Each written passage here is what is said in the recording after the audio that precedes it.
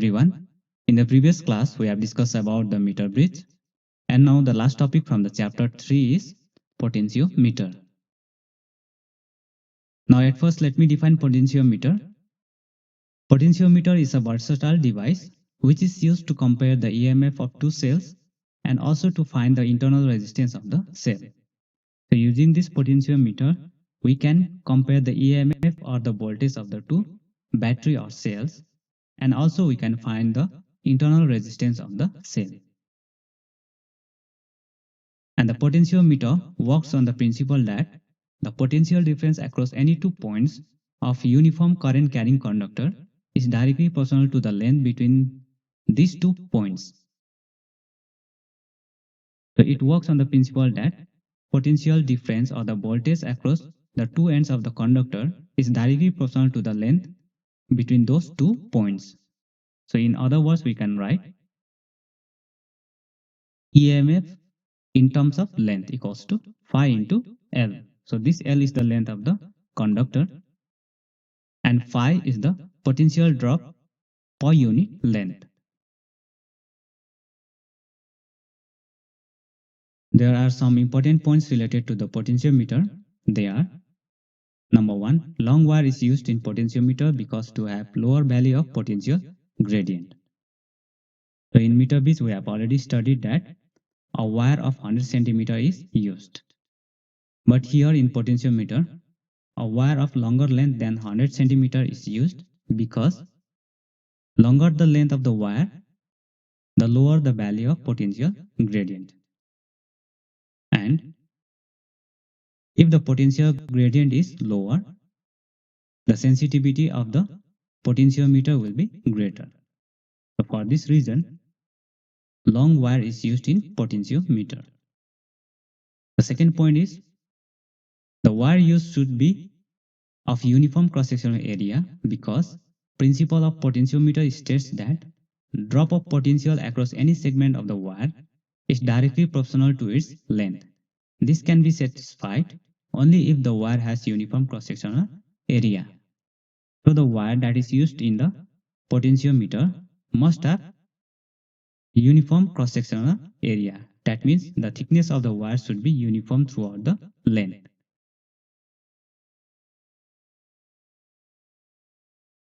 Now the third point is, while doing the experiment using potentiometer, there we need to keep in mind that the EMF of the driving cell has to be greater than the EMF of the primary cell. Then only we will get the balance point. Otherwise, we will not get the balance point. And the fourth point is, the sensitivity of the potentiometer depends on the value of the potential gradient phi and the length of the potentiometer wire. So the sensitivity of the potentiometer depends on two factors. One is potential gradient phi and another is the length of the wire. Now the fifth point is, alloys like manganese and constantine is used to make potentiometer wire because they have low temperature coefficient of resistance. So the wire used in the potentiometer is also made up of alloys like manganese and constantine. And these alloys are used to make the potentiometer wire because they have very low temperature coefficient, which means the value of the resistance vary by a very small amount only if the temperature increases or decreases. Now let us discuss about the application of potentiometer. The first application of potentiometer is to compare the EMF of two cells. And the second is to find the internal resistance of the cell. Now let us discuss about the first application of potentiometer, that is to compare the EMF of two primary cells. And the question that may come from this topic looks like, with the help of circuit diagram, explain how a potentiometer can be used to compare EMF of two primary cells.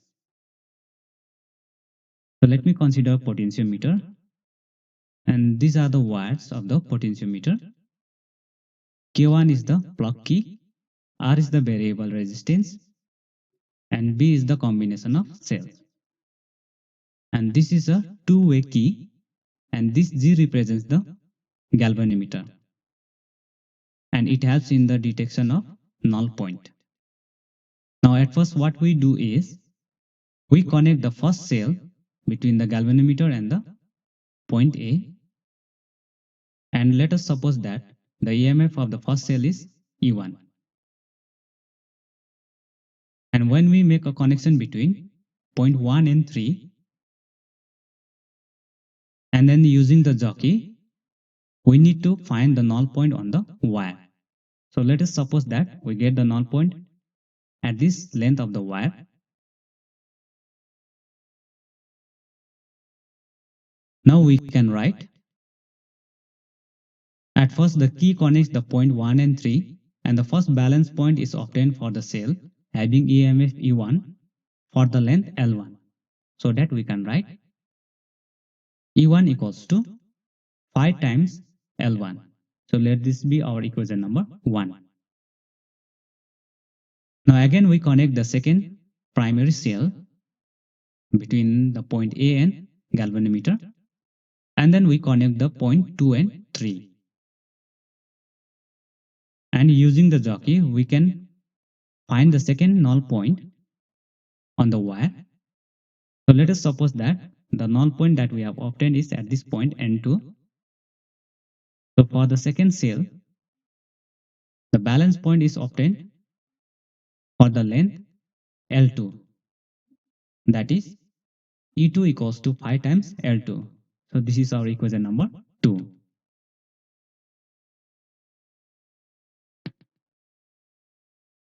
Now we divide equation number 1 by equation number 2, and while dividing, the phi gets cancelled out, and the remaining will be E1 by E2 equals to L1 by L2. And in this equation, L1 and L2 value we will get by measuring the length of the potentiometer wire, and using this we can compare the EMF of two cells. This simple mechanism thus allows one to compare the EMF of two sources having EMF E1 and E2. In practice, one of the cell is chosen as a standard cell whose EMF is known to a high degree of accuracy. The EMF of the other cell is then easily calculated from that equation. So this equation helps to compare the EMF of two cells also, and also to find the EMF of the unknown cell if the EMF of one cell is known. Now there are some points to be remembered. The first is EMF of the battery must be greater than the EMF of two primary cells E1 and E2. Otherwise we will not get the balance point. And the second point is all the positive terminals of the cells and the battery must be connected at the same point. So we need to connect all the positive terminal of the cells or a battery at the same point. Now let us discuss about the second application of potentiometer, that is to measure the internal resistance of a cell. So let us consider a cell of EMF E whose internal resistance R is to be determined is connected across the resistance box through the key K2. So here we consider a circuit diagram. So this is a potentiometer and this is a cell having EMF E and is connected to the resistance box RB and the key K2, and then it is connected to the galvanometer. Now at first, keeping the key K2 open, switch off, that is, we get the first balance point at the length L1. So let us say that the first balance point is obtained at this point N1. Then we can write E equals to 5 times L1. So let this be our equation number 1. Now secondly, we close this key K2 and then we get the balance point at another point on the potentiometer. So let us say that we get the balance point at this point N2, and then we can write B equals to 5 times L2. So this is our equation number 2. Now we need to divide equation number 1 by 2, and the 5 will get cancelled out, and the remaining will be E by V equals to L1 by L2. So this is our equation number 3. Now we write the relation between the EMF and the internal resistance of the cell, and using the Ohm's law, this B will be replaced by I into R, because B equals to IR. Now using this in equation number 3, and after simplification we get the expression for the internal resistance small r equals to capital R times, in the numerator, L1 minus L2 divided by L2. So if we know the value of the resistance L1 and L2, then we can easily find out the value of the internal resistance of the cell.